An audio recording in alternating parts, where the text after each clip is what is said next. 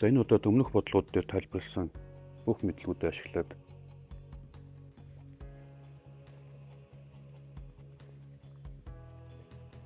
энэ илэрхийлэл явуулгыг хэрхэн болох тухай тайлбарлая.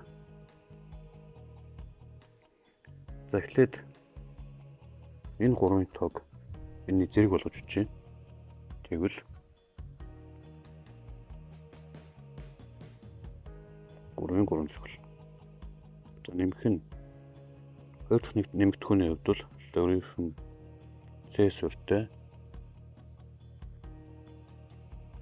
нэг нь c-ийн хасах 3 зэрэг гэж. За 3 дугаар нэмэгдэхүүний хувьд бол логарифм y суурьтай. За хамгийн гадна талын 3-ны 1 3 зэргийн язгуурдаг бол 3-ны 1 зэрэг гэсэн үг. За тэгээ y нь байна. Харин язгуур дор y гэдэг бол y-ийн 2-ны 1 зэрэг болно гэсэн. За ингээд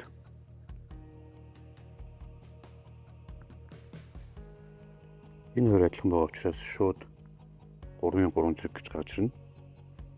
Нэмэх нь хоёр дахь нэмэгдэхүүний хувьд бол энэ хүртэлтэй үржих болж очих ёстой. Тэгэхээр хасах 3-ыг үржих нь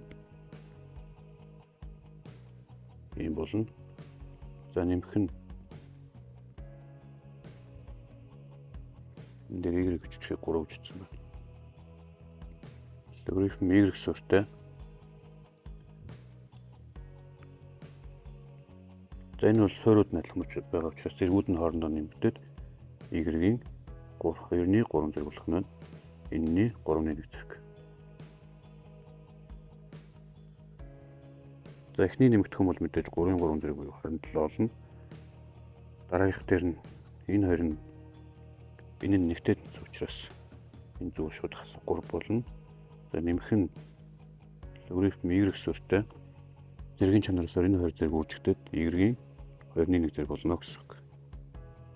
За ингээд өчвөл энэ хоёр хасагдаад 24 болно. Нэмэх нь энэ бол 2-ны 1-тэй тэнцэх.